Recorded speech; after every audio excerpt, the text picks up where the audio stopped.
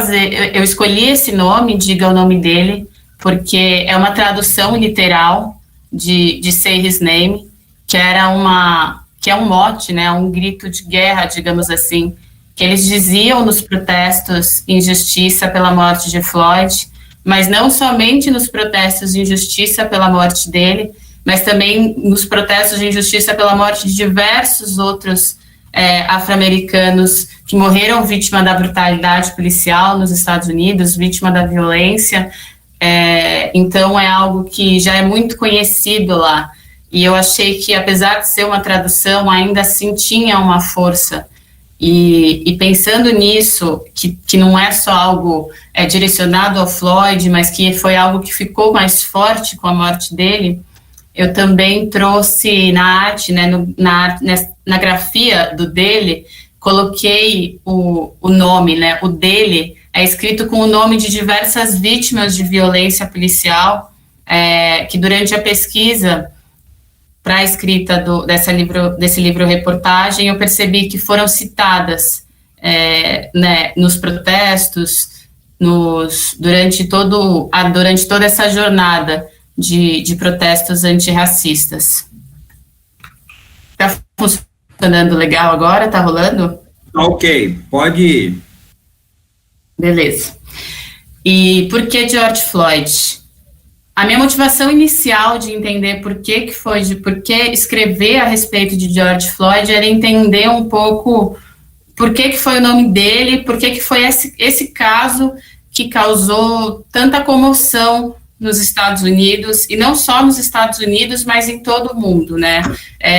Chegou aqui no Brasil, por exemplo, na segunda semana de protestos, uma expressão dos protestos antirracistas, né? Mas lá chegou em mais de 140 cidades, né? Então, inicialmente foi entender por que isso aconteceu. Diante de tantas mortes, que teve uma brutalidade policial tão grande, por que foi isso que aconteceu? Por que foram as palavras finais dele, eu não consigo respirar, que ecoaram de forma tão grande?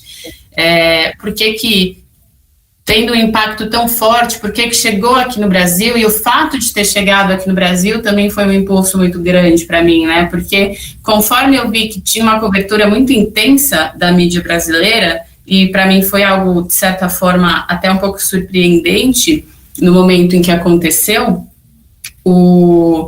gerou uma certa comoção, né? Uma certa comoção em camadas mais privilegiadas da população, e começou a se discutir mais a respeito do que era racismo, a respeito do que é brutalidade policial.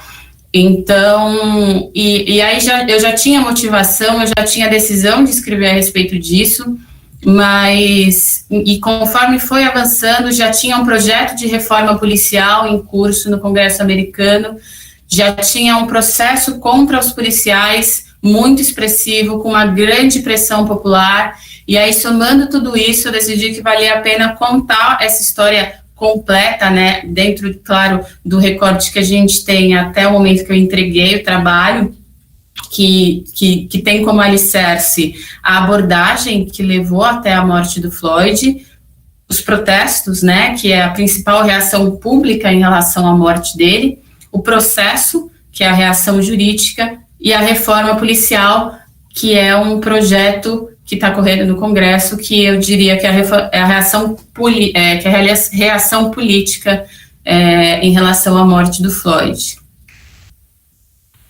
E aí, como metodologia para construir esse livro-reportagem, esse TCC, a base disso foram esses 4 pontos. E, em primeiro lugar, foram as reportagens, né? Eu percebi que existiria um grande desafio para fazer uma apuração. Na verdade, não teria como fazer uma apuração à distância, uma apuração dessa dimensão à distância. Então, seria muito mais um trabalho de pesquisa em cima de reportagens que já foram escritas, reportagens de pessoas que cobriram em loco. Então, foi um trabalho de pesquisa em cima disso. Eu priorizei reportagens do New York Times, que foi por causa da credibilidade do jornal, claro, mas não me limitei a ele, também vi diversas outras fontes, também fontes locais, que tinham uma abordagem, um recorte diferente do que jornais como o New York Times tinha, e eu achei interessante também abordar esse tipo de fonte, e para mim foi a base, assim, do trabalho, foi fazer essa pesquisa através de reportagens. E do ponto de vista jurídico, digamos assim, para entender o processo, para construir a abordagem, né, toda a cena da abordagem foi através de documentos da Corte de Minnesota e documentos da cidade de Minneapolis.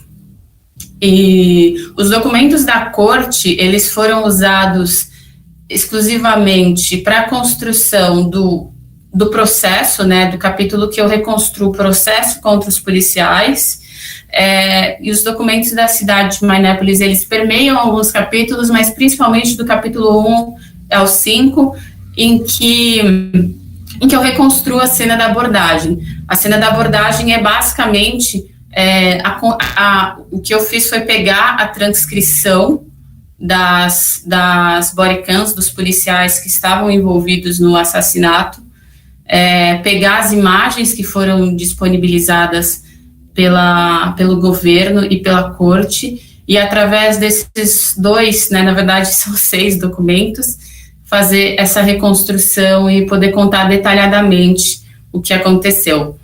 Como dados, eu utilizei como principal fonte, claro, dados do governo dos Estados Unidos, dados do governo estadual também, mas também não me limitei a isso, trouxe levantamentos de jornais e trouxe também dados de alguns centros de pesquisas, como o Pew Research Center. Como fontes eu acho que foi a grande dificuldade do meu trabalho, né? Muito por causa também dessa distância, por causa de toda essa... Eu tive que fazer todas os meus contatos, é claro, por e-mail e por mensagens, etc. Eu entrei em contato com familiares, entrei em contato com amigos, entrei em contato com namoradas, ex-namoradas, amigos de trabalho, e nenhuma dessas relações pessoais eu tive sucesso, então eu não consegui nenhum tipo de resposta. Então eu tive que mudar a abordagem a partir do momento que eu vi que não daria certo, e fui para uma abordagem mais acadêmica, mais de movimentos sociais, e entrevistei apenas 2 pessoas para o capítulo 9, que é um capítulo mais analítico, que foi a Monique Cassandra, que ela é líder do Black Lives Matter de Minnesota. Ela foi uma das organizadoras do primeiro protesto, que aconteceu um dia após a morte de Floyd. Mas ainda assim foi uma entrevista que eu tive pouco tempo, não foi uma entrevista que eu tive, digamos, minutos com ela na videoconferência. E a segunda entrevista que eu fiz foi com o professor Justin Hansford, que foi da Howard University, que foi a faculdade que eu estudei, que é uma universidade historicamente negra, e com ele eu pude conversar um pouco mais, e a minha escolha de conversar com ele foi por causa que ele é um estudioso de movimentos sociais, ele é um professor de direito, ele tem ligações diretas com o Black Lives Matter, inclusive com as suas fundadoras, e ele foi um dos conselheiros políticos das reformas que aconteceram pós Michael Brown, que foram as primeiras grandes reformas propostas, né, na história recente dos Estados Unidos, que eu vou falar um pouco disso um pouco mais para frente. Agora, falando da livro-reportagem, ela é dividida em 3 partes. A parte 1 eu chamei de vida, a parte 2 de morte, a parte 3 é um epílogo, né, que não é bem a parte 3, é um epílogo. A parte 1, eu faço essa costura que eu comentei anteriormente, sobre a abordagem que levou à morte de Floyd, do capítulo 1 ao 5, trazendo em contexto por que aquilo levou à morte dele, por que aconteceu em Minneapolis, por que aconteceu naquele cruzamento, por que aconteceu naquela cidade que aparentemente é uma cidade do norte dos Estados Unidos, não escravocrata, mas que tem muitas camadas de preconceito racial ali envolvido, trago um pouco do contexto da vida dos policiais, trago quem é o Floyd, e na parte 2 que trago todo esse contexto, essa reação pública, política e jurídica em relação à morte dele. O epílogo eu falo sobre as eleições dos Estados Unidos. Eu pincelo um pouco das eleições na parte 2, só que no recorte que eu escolhi fazer não daria para eu aprofundar as eleições. Então, em conversando com o Butch, eu cheguei à conclusão que seria necessário trazer, seria uma falha não trazer as eleições nesse trabalho, porque ela teve papel muito determinante. Os protestos antirracistas tiveram um papel muito determinante no resultado e na representação dessas eleições. E aí a análise, né, eu dedico um capítulo mais analítico, que é o capítulo 9, é um capítulo que eu chamo Diga o Nome Deles. Nesse capítulo eu trago histórias de pessoas que foram mortas pela brutalidade policial, desde 1955, com a morte de Emmett Till, durante a segregação, até 2020, com a morte de Breonna Taylor. E esse capítulo ele vem depois do capítulo de processos. E eu escolhi fazer dessa forma porque no capítulo de processos a gente não tem um resultado, porque não acabou. Basicamente é isso. E então a gente não sabe se os policiais foram condenados, vão ser condenados, se não vão, se vão ser inocentados, mas o que a gente pode olhar é para o passado. E o passado nos diz que existe um histórico de impunidade policial. O passado nos diz que o comum é eles serem inocentados.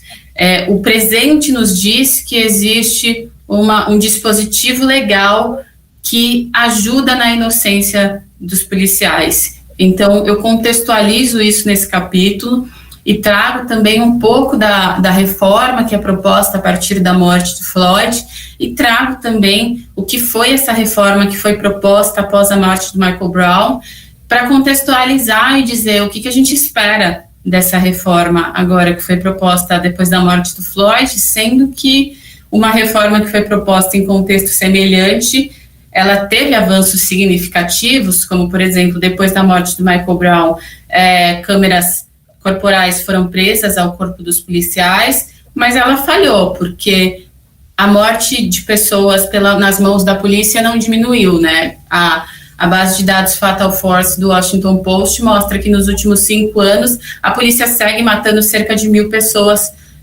por ano nos Estados Unidos, com uma leve diminuição em 2020 por conta da pandemia de coronavírus. Então eu trago um pouco essas nuances. E respondo também alguns dos porquês que eu trouxe no primeiro capítulo, que eu não respondi em momentos anteriores, e o principal deles é porque o nome do Floyd, a morte do Floyd, causou esses protestos, essa reação tão grande, sendo que já tivemos os Estados Unidos, né, já teve outras mortes tão brutais antes.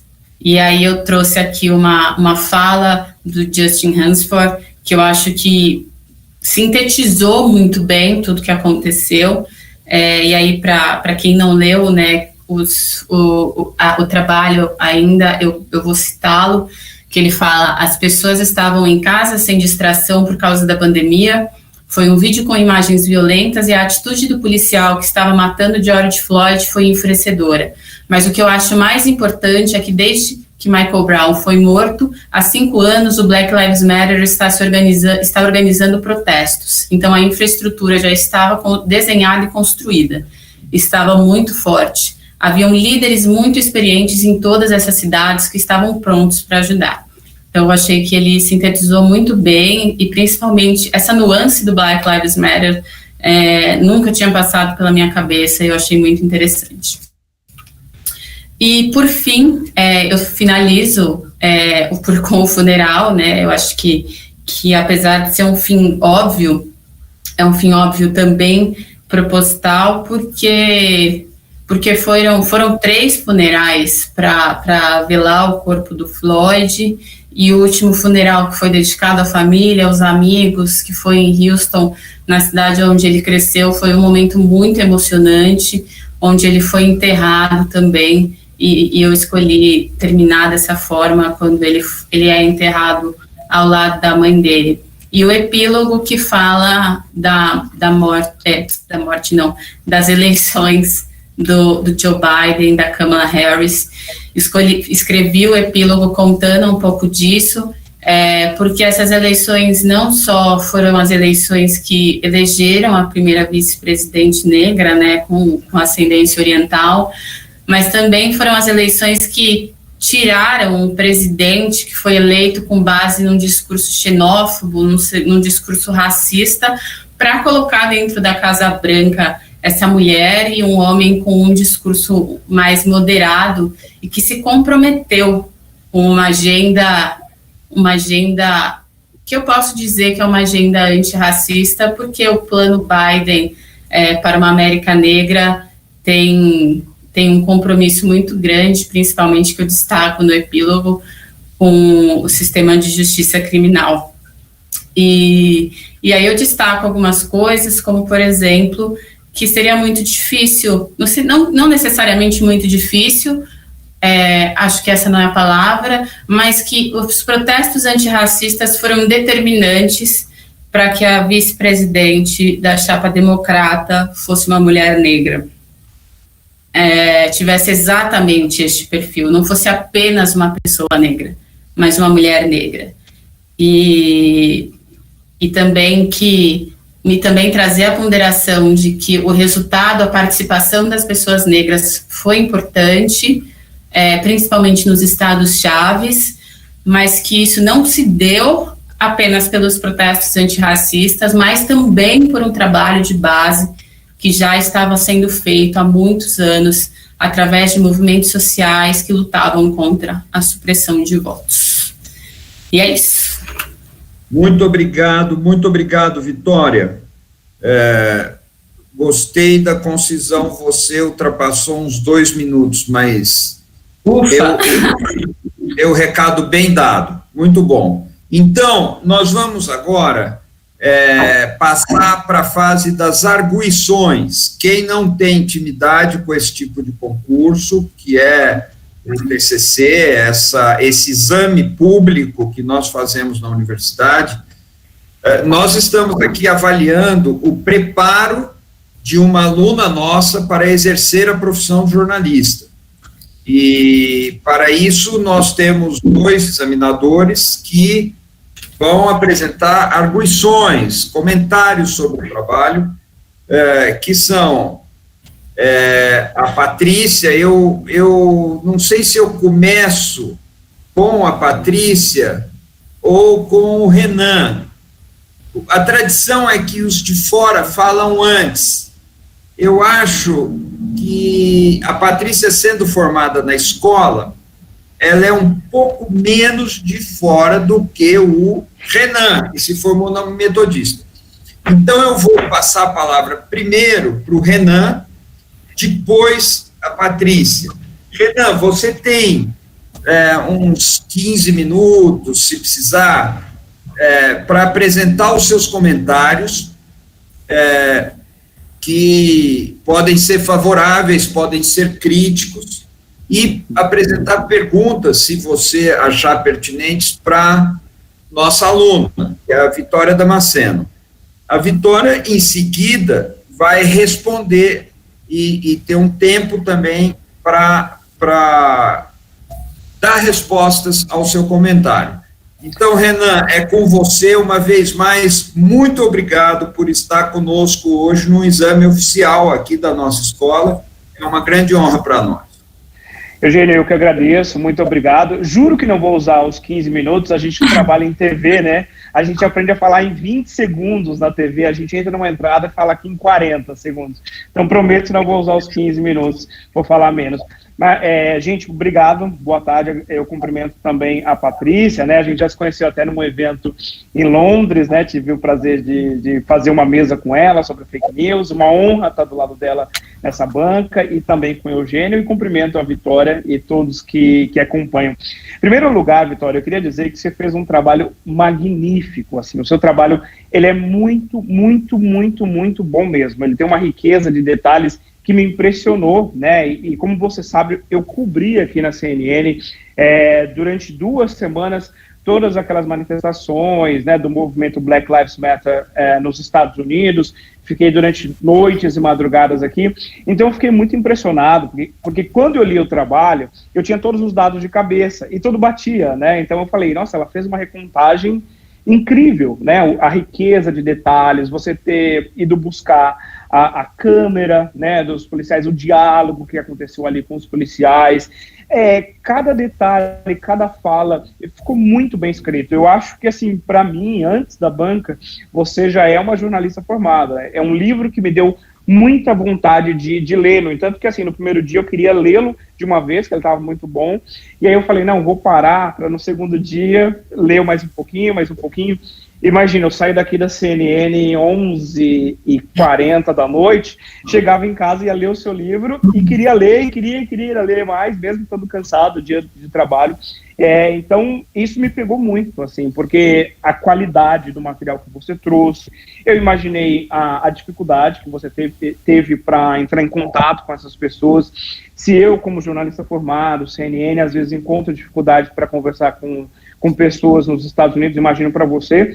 No entanto que a minha crítica ao seu trabalho seria o que você já respondeu, que é a questão das fontes, né, que seria muito difícil. Como era um livro-reportagem, eu estava falando, está faltando entrevista. E as 2 entrevistas que você fez, você as colocou mais para o fim, né, do livro-reportagem.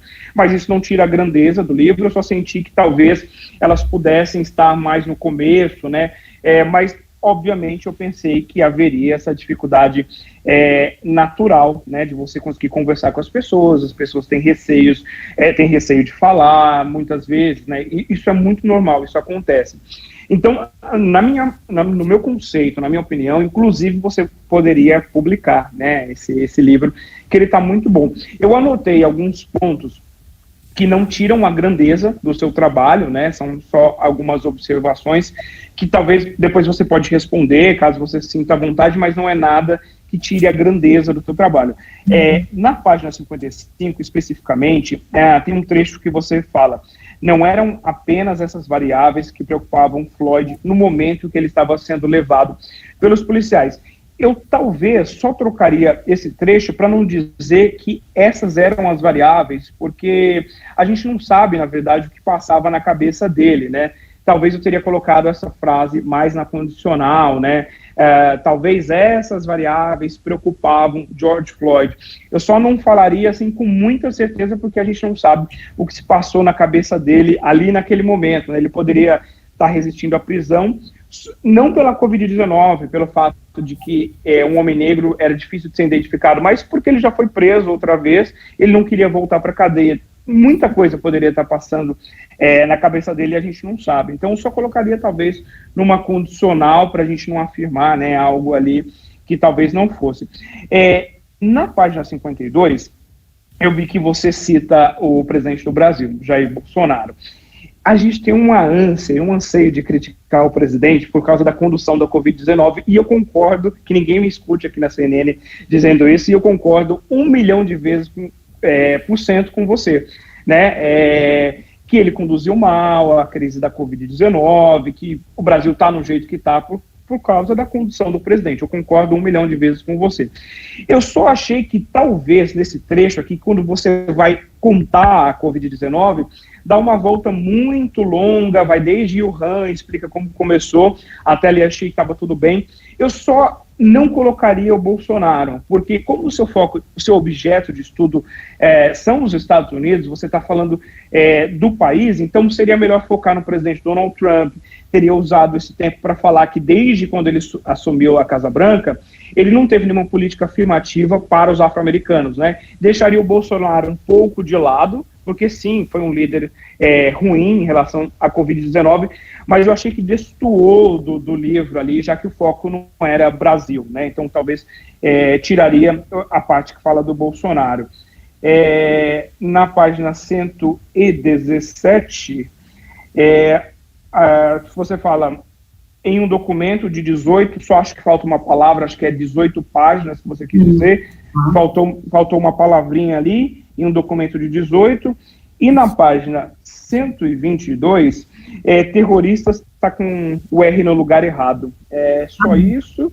E na página 160, tem só uma questão muito pequena de tradução, que num trecho que você colocou. Eu acho que isso faz a cédula mais palatável, com certeza completou. Chapa, na verdade, seria a tradução correta, né? Que eles falam de Biden-Harris ticket. Então, a tradução para ticket seria chapa, não cédula. Não dá a impressão que é a cédula de votação da eleição americana.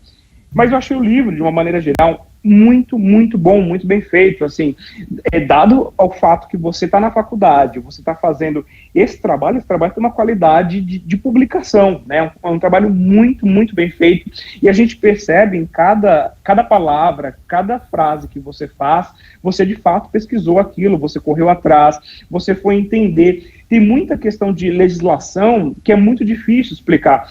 Todo dia, quando eu vou entrar no ar, eu fico quebrando a cabeça para resumir isso em 10, 5 segundos, e você explicou de uma maneira excelente, né? A legislação americana ela é muito complicada. Por exemplo, na parte que você fala da tipificação dos crimes dos policiais, primeiro, segundo, terceiro grau, isso não existe dessa maneira na legislação brasileira, e é muito difícil explicar, e você fez isso de maneira gloriosa. Acho que talvez, como sugestão, você poderia ter, como você pesquisou alguém da Howard University, você poderia ter linkado, talvez, com a Kamala Harris, né, porque agora eu acho que ela é a alumni mais famosa dessa universidade, né, talvez podia ter falado ali com ele se tem a ver o fato dela ter chegado à Casa Branca, mas é apenas uma sugestão.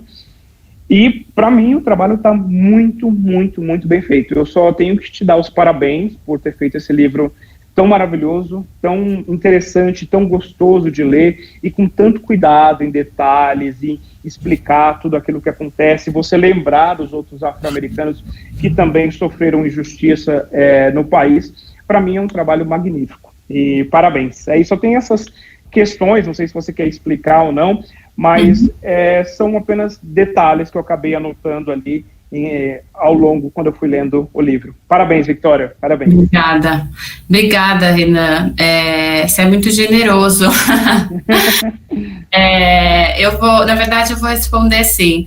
Com relação à página 55, que você falou não era apenas essas variáveis, eu acho que você está coberto de razão. Eu fiz essa escolha, eu fiz essa escolha e eu li algumas, e quando eu li, eu sabia que era uma escolha arriscada, assim, aquela coisa que você olha e você fala assim, será? E aí você vai. E, enfim, e aí eu fiz a escolha sabendo que era uma escolha arriscada. E agora, com você falando, agora tenho a certeza de que foi uma escolha não só arriscada, como uma escolha errada. E tá tudo bem, acho que vou ter tempo de corrigir agora nesses próximos dias para fazer a correção. Eu acho que vale a pena, sim, tornar essa frase mais sugestiva, né, que você falou. Isso. Porque enquanto jornalista a gente tem que tomar muito cuidado quando a gente afirma uma coisa, né, e como não dava para saber o que passa na cabeça dele, ficou só uma observação mesmo. Não, eu acho que você está certo, porque principalmente quando eu escrevi, talvez quando eu escrevi não, mas na revisão eu tive uma certa dúvida em cima dela, mas eu escolhi manter.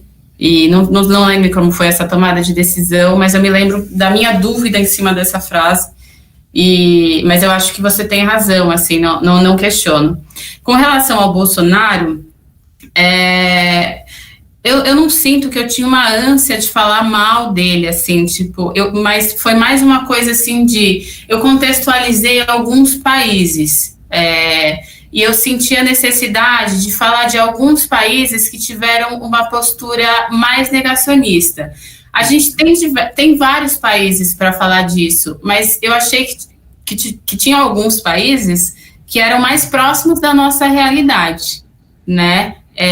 E eu achei que além de falar do Trump, eu achei que o Bolsonaro era a nossa realidade, né? Não só o mais próximo da nossa realidade. Eu acho que você tem razão, sim, que faltou falar que o Trump não tinha uma política para a população negra, né? Uma política direcionada, porque eu exploro, né, bastante o fato de que o coronavírus, ele é mais...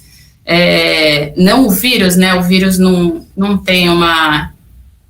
Ele não prejudica mais as pessoas negras, né? Mas a falta de saúde, de atenção à saúde, faz com que o vírus seja mais agressivo a populações mais vulneráveis. Acho que nisso você tem razão, mas eu não sentia essa ânsia de falar nele. Eu sentia a necessidade de trazer casos semelhantes ao do Trump.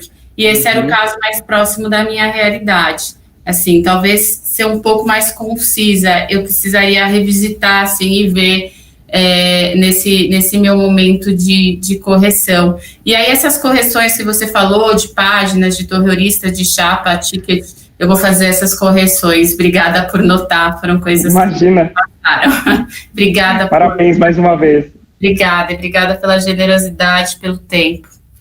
Imagina. Renan, tudo bem para você? Ainda sobra alguma dúvida, alguma coisa? Não, tá perfeito. Ela explicou, tá correta. A dúvida que eu mais tinha, ela já explicou antes, tá perfeito. Muito obrigado, Renan, muito obrigado. Vitória, muito obrigado a você também. Então, Patrícia, agora a palavra é sua. Bom, queria primeiro começar agradecendo sempre a generosidade do Eugênio Butti, que me mata de vergonha, e é um dos nossos ídolos da profissão, então eu agradeço, e ao privilégio de poder ler o seu TCC, Vitória.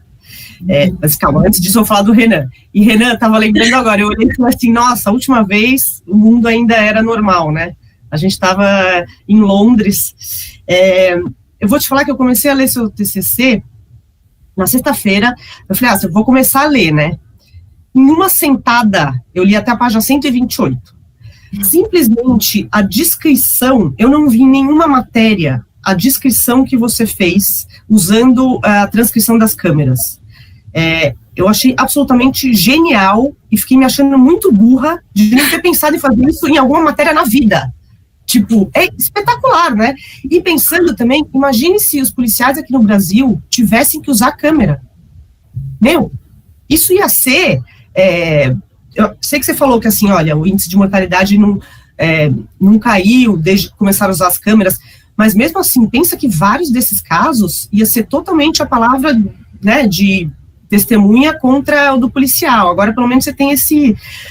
Mas, então, quando você começou aquela descrição, e assim, é isso, você vai lendo, é tipo uma coisa que eu não li em nenhuma matéria, sério, eu fiquei totalmente absorvida. Uma das coisas, porque aí eu também, assim, a descrição da vida dele, né, eu achei muito... uma das coisas que eu senti falta, mas tudo bem, não dá pra... Porque ele tem 5 filhos, tinha 5 filhos, né? Eu fiquei só, nossa, ele casou quantas vezes? Ou como é que era isso, né? Onde viviam os filhos? Mas é uma coisa idiota, assim. Eu lendo, porque eu fiquei tão absorvida na história e de entender quem ele era, sabe? A história do conjunto habitacional em Houston, né? No Texas, né? E achei muito sensacional. E aí aquela cena, a reconstituição com todas as frases, aquilo é muito espetacular. Você usou também isso das câmeras e também transcrição dos tribunais, é isso? Eu usei as imagens das câmeras, as transcrições das câmeras, os processos dos tribunais, foram muitos documentos, assim, as transcrições das ligações para os pedestres que estavam assistindo, para a polícia, as ligações internas da polícia quando estava acontecendo, que eles estavam vendo o que estava acontecendo pela câmera do Cup Foods. Foi bastante documento, assim, foi uma coisa assim que eu tive que fazer uma seleção, porque tem muito documento que eu não usei. Eu queria ter usado, mas não dava.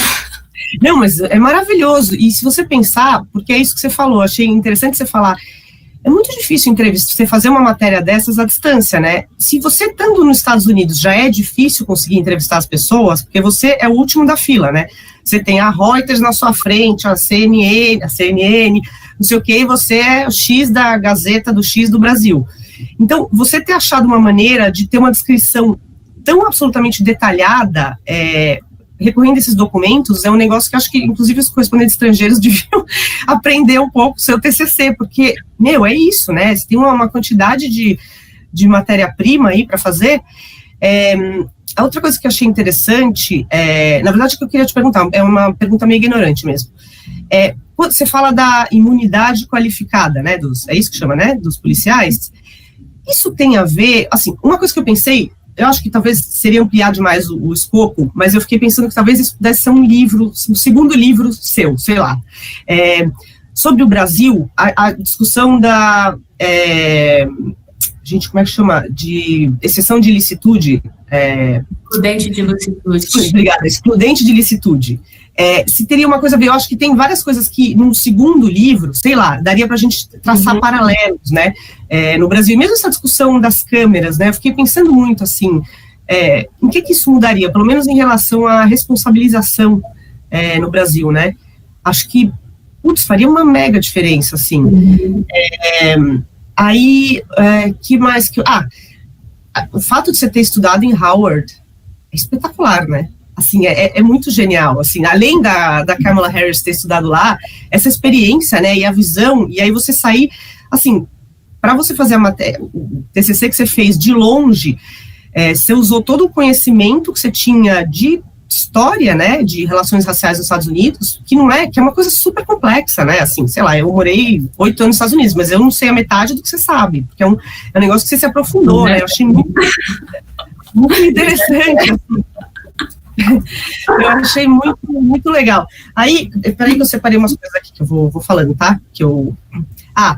Umas coisas também que eu não tinha visto em outros lugares, que eu achei muito, assim, a coisa que eu acho mais importante dizer é muito bom o texto, né? Parece um livro que você compra e que você senta e não consegue parar de ler. É isso, numa sentada eu li até a página 128 e consegui imaginar na minha frente a cena do assassinato de um jeito que eu não tinha conseguido com nenhuma matéria, né, com esse nível de detalhamento, mesmo com a cobertura do New York Times, que era super, né, umas coisas legais, por exemplo, a coisa da Covid, que os homens negros, além de terem medo de ser infectados pelo vírus, eles tinham medo de usar máscara, né, porque você tem aquela coisa dos Estados Unidos, tipo o Trayvon Martin, que o cara, porque estava usando, né, o capuz, umas coisas que a gente não pensa, né? Uma pessoa que não é negra, você não consegue se pôr nesse lugar e imaginar esse tipo de preconceito.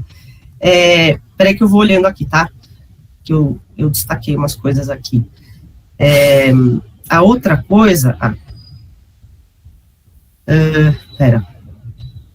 Desculpa, se você quiser ir falando assim, enquanto eu vou olhando aqui, só para não ficar chato enquanto eu tô... peraí. Uma coisa que você colocou aqui, mas talvez fosse legal, quando o Trump fez ele fez um tweet que era "When the looting starts, the shooting starts", uma coisa assim. Você escreveu, etc.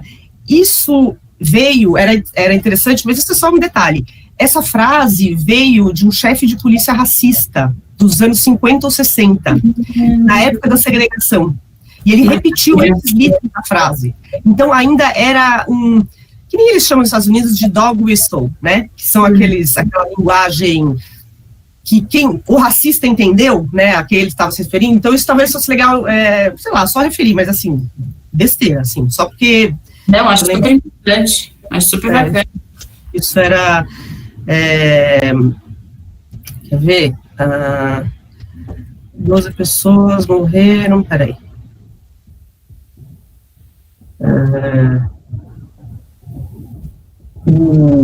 Eu achei interessante você falar do saldo, né, dos protestos, falar também da violência, falar também que entre os manifestantes, né, você teve vítimas, assim, eu me lembro assim, o Biden estava numa posição muito difícil, né, porque ele apoiava a causa, mas ao mesmo tempo ele não queria endossar sei lá, gente que estava saqueando, por exemplo, né? Então, eu acho que você destacar também que você teve um saldo entre manifestantes e manifestantes negros, que também foram vítimas, não, isso aqui é espetacular, que eu também não tinha visto, esse levantamento que o mesmo negócio de botar o joelho no pescoço, que fizeram com o Floyd, tinham feito 237 vezes antes, e deixou 44 pessoas inconscientes. Agora imagina, e antes não tinha câmera, sei lá, não, mas acho que já tinha câmera, né, porque o Ferguson foi quando mesmo? Foi em 2014. Então acho que já tinha. Mas assim, toda essa tentativa de falar, são só umas maçãs podres, a polícia não é racista, isso cai por terra em número, né, você demonstra isso com um número aqui. Causa mortes, peraí. Desculpa que eu tô aqui, que eu tô olhando.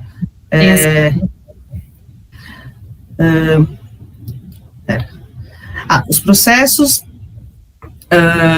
Não, acho que, assim, de forma geral, o que eu achei é que,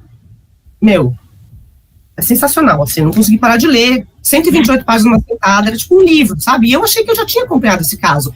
Mas a reconstituição da cena que você fez com com essas, né, com o negócio das câmeras, as transcrições, está muito excelente, assim. Imagina se alguém tivesse feito uma matéria dessas no Brasil, aqui, falando de tudo que aconteceu com o George Floyd, teria sido uma mega matéria, né? Aliás, grande, assim. Então, acho que podia ser um livro, está muito bem escrito. Eu fiquei com vontade de, sei lá, que você um dia fizesse uma coisa expandindo para o Brasil, né? Sobre assim, eu sei que é difícil, aqui a gente, não sei se a gente teve um caso mais ou menos emblemático agora, recentemente, mas assim, todas essas questões que você explora para o Brasil, assim, não sei, eu adoraria ler esse livro, se você escrevesse esse livro, ainda mais se você tivesse esse...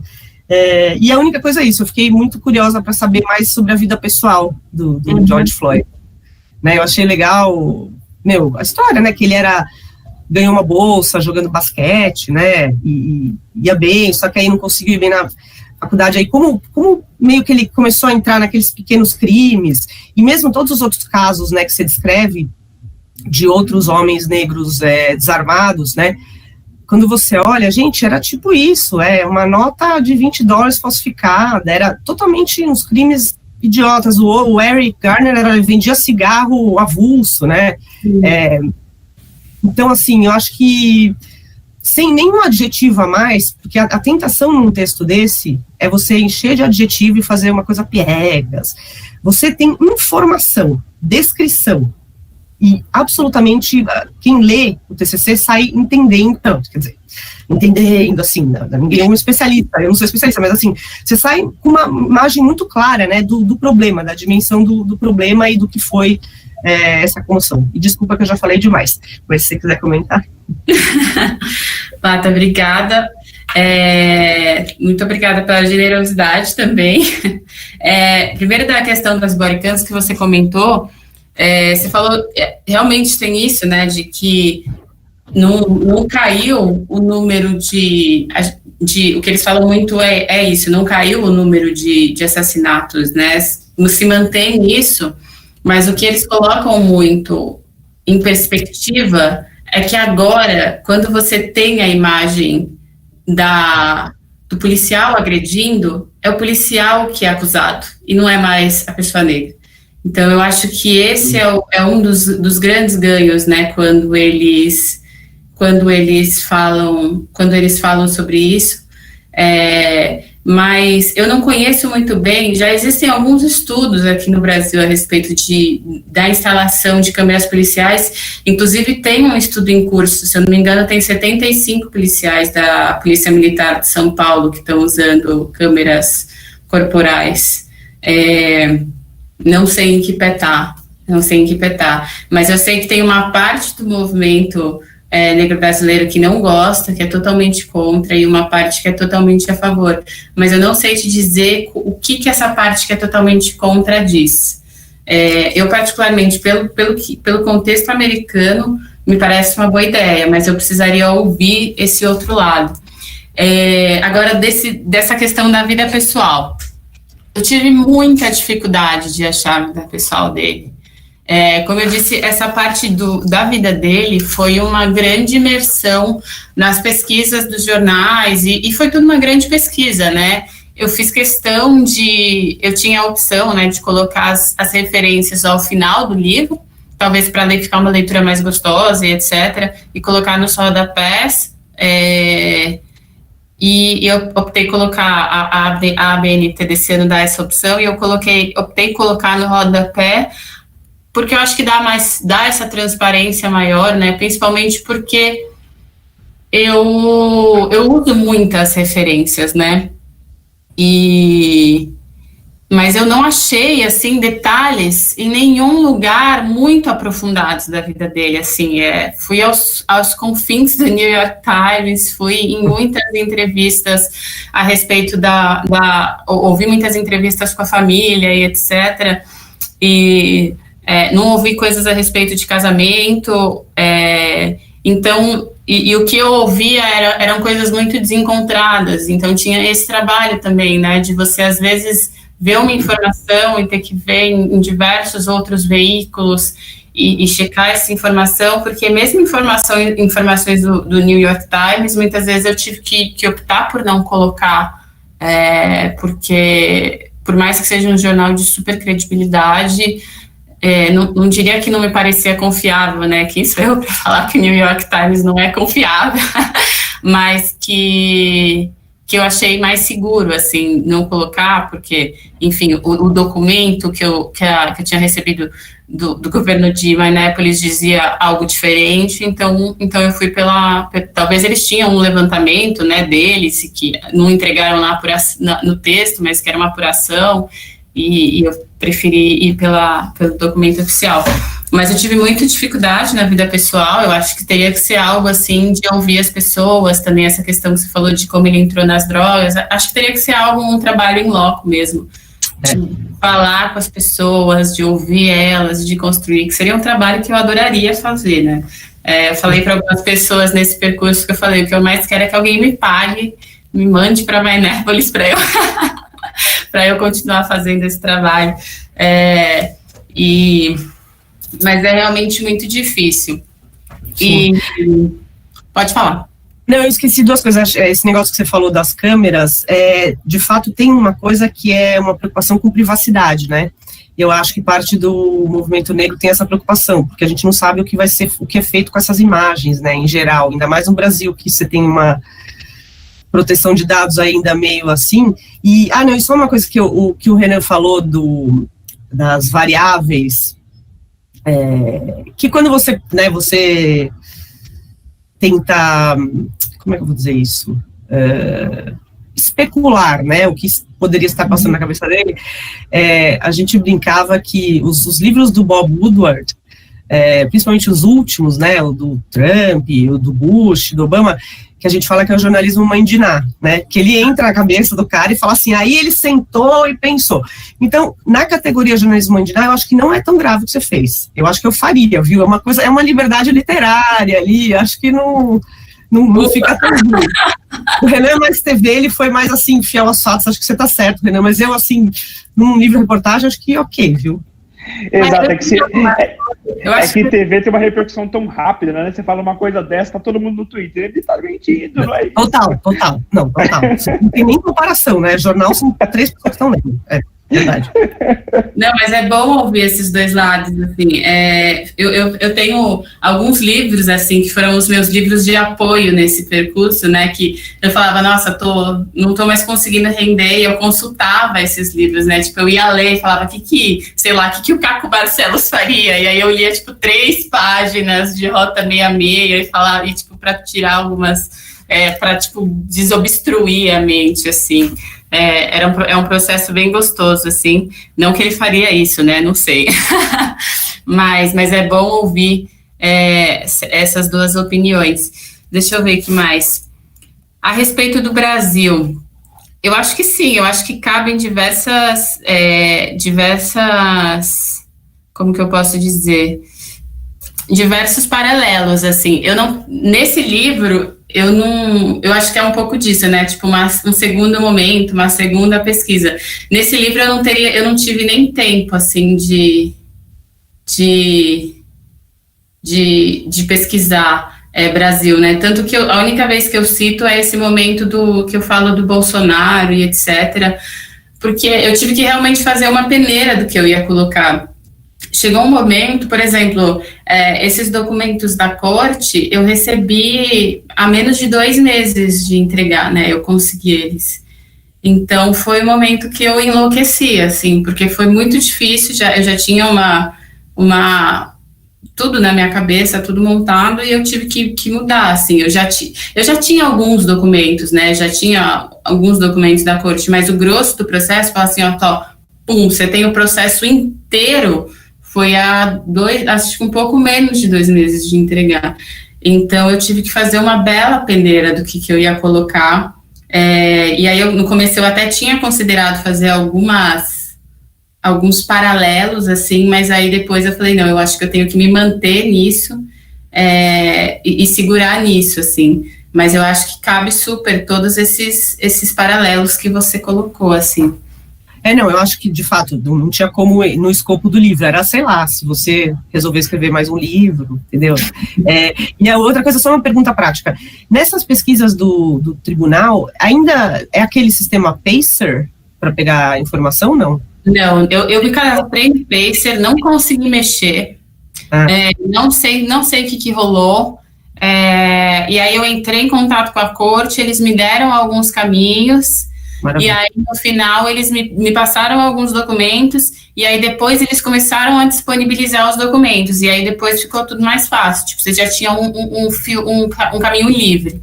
Aí os documentos que eu tenho, que, tipo, não estão disponíveis, são aqueles que eu coloco, tipo, que não tem link na bibliografia, os que estão disponíveis são aqueles que têm link. Maravilha. Não desistir jamais, né? Não desistir jamais. Documento. Tudo bem, Patrícia? Tudo bem, Vitória? Tudo bem. Bom, nós estamos chegando aqui numa fase em que eu, a Patrícia e o Renan vamos ter que entrar numa outra sala. Eu já tenho o link aqui e eu vou colocar no chat para o Renan e para Patrícia. Ninguém mais pode entrar nessa sala, todo mundo vai ver o link, mas é uma sala de reunião formalmente reservada da banca. Então, já nós vamos para essa sala. Antes de entrar na sala, eu queria fazer aqui uns comentários muito rápidos. Porque o orientador, ele não opina mais sobre o trabalho. O trabalho do orientador é encerrado quando o TCC vem para uma banca. E eu estou me penitenciando porque alguns desses problemas que o Renan apontou e a Patrícia também, com extrema elegância, mostrou, são problemas do orientador. Talvez eu deva ser mais responsabilizado por essas passagens do que a própria Vitória. O que acontece é que nós estamos fazendo um trabalho de TCC em um semestre, e embora às vezes a gente consiga adiantar alguma coisa, mas é um trabalho de um semestre. E eu vou, até o final, tentando levar o aluno ao melhor que ele pode render, sacrificando, às vezes, alguma coisa que eu pudesse fazer numa leitura final ultra rigorosa, então, alguma coisa se perde. Mas eu queria assumir a responsabilidade, especialmente essa história de jornalismo mandinar, eu adorei isso aí, adorei. Eu devia ter dado um alerta ali, e o erro de tradução me passaria completamente, porque eu não sei aquilo, e não poderia ter tirado a Vitória desse erro, mas são coisas que podem ser, para uma eventual publicação, corrigidas. Mas, por enquanto, eu só queria dizer isso, para a gente entrar, então, nessa reunião privada. Vamos lá? Posso só falar uma coisa, Butch? Claro, claro. Eu acho que isso aí são detalhes minúsculos, assim, tipo, o trabalho é incrível. Se todo TCC tivesse só esses microproblemas... Exatamente. Quando eu li o TCC, eu falei, acho que esse livro é de jornalista profissional, assim, é muito mínimo, isso é muito pequeno. Que bom, que bom. Isso é tudo mérito da Vitória. Então, vamos lá. Vamos entrar na outra sala e vamos fechar aqui nessa sala o nosso microfone.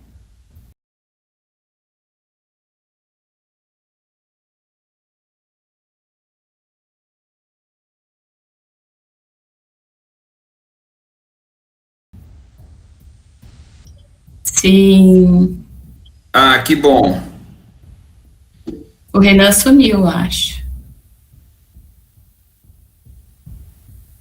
Não, o Renan tá aí? Tá aí, opa.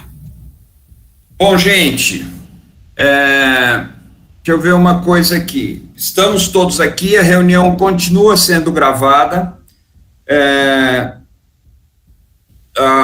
Em nome da Escola de Comunicações e Artes da Universidade de São Paulo, eu agradeço uma vez mais a jornalista Patrícia Campos Melo, agradeço uma vez mais ao jornalista Renan de Souza, muito importante tê-los aqui, e agradeço também à nossa aluna Vitória Martins Damasceno por nos apresentar o seu trabalho, com o título de Diga o Nome Dele. A banca se reuniu e fez a seguinte avaliação, que eu passo a ler. Ao escolher como tema um dos fatos mais rumorosos do ano de 2020, a aluna conseguiu contornar dificuldades de apuração e encontrou fontes confiáveis em documentos oficiais, imagens disponíveis, reportagens locais e nacionais dos Estados Unidos e em pessoas que entrevistou pessoalmente, compondo um texto envolvente, rico em detalhes e bastante informativo, com novidades. O leitor não consegue parar de ler. O uso da transcrição das falas gravadas nas câmeras, bem como os processos já tornados públicos pelos tribunais, é um achado genial. Por esse caminho, a reportagem reconstitui as cenas de um modo maravilhoso. O TCC merece ser publicado. Por essa razão, a banca deu a nota 10 unanimemente para a Vitória Damasceno. Parabéns, Vitória, você tem tudo para ser uma excelente jornalista. Eu, como seu professor, sinto muito orgulho e sinto uma gratificação enorme de ter tido a honra de te orientar, e sinto realização profissional como professor quando eu vejo um trabalho chegar ao fim com a qualidade que o teu alcançou. Parabéns. Você pode usar a palavra se quiser. Obrigada, banca, obrigada, Patrícia, obrigada, Renan, pela generosidade de estarem aqui, de lerem o trabalho, de me darem 10. Foi muito importante terem vocês na banca, vocês eram minhas primeiras opções já há um tempo, e eu fico muito feliz de terem vocês aqui. Agradeço muito, agradeço também ao Butch, que também faz um tempo já que eu estava no pé dele para ele ser meu orientador, e foi uma jornada excelente. A gente realmente teve um bate-bola bom para chegar na melhor versão do trabalho. Aos 45 do segundo tempo, a gente fez bastante coisa. E é isso, obrigada a todo mundo que assistiu, que está com as câmerinhas abertas agora. E obrigada, gente, eu estou muito feliz, muito mesmo. É um momento muito, muito emocionante. Parabéns, parabéns. Se Patrícia ou Renan quiserem falar alguma coisa, a gente também ainda tem os minutos, podemos fazer isso.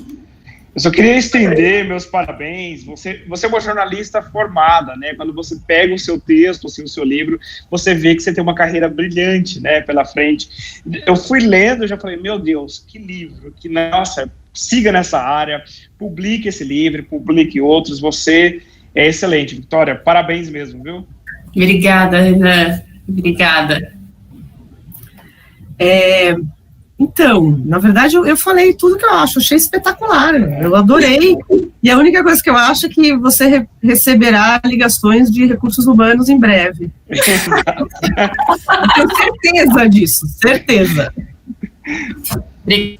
Obrigada, Patrícia, você sabe que você é minha referência há anos, já te disse isso algumas vezes, e foi muito, muito, muito, muito, fiquei muito feliz quando você aceitou o convite, do fundo do coração. Agora você me matou de vergonha, mas obrigada. Gente, então é isso. Vitória, festeje muito. Sua família, eu espero que esteja vendo. Tem alguém da sua família vendo? Quem está aí da sua família? Minha tia, acho que meu primo. Família aí, deixa eu ver. Cadê? O Lincoln é o pai, né? O seu pai. O Lincoln. É o Lincoln. Parabéns para você, Lincoln, parabéns. Aí no ladinho dele. Parabéns. Quem mais está aqui, ó? Eu queria abraçar todos vocês. Muito bom. Eu queria abraçar todos vocês se nós estivéssemos numa situação normal. Saibam que vocês acabaram de ver um dos exames mais importantes da graduação. Eu digo que é o exame mais importante da graduação de um jornalista. É um exame difícil, muito exigente. E a Vitória saiu exemplarmente, muito claro. Vocês estão todos de parabéns, viu? Grande abraço a todos. Eu vou encerrar a reunião aqui. Obrigada.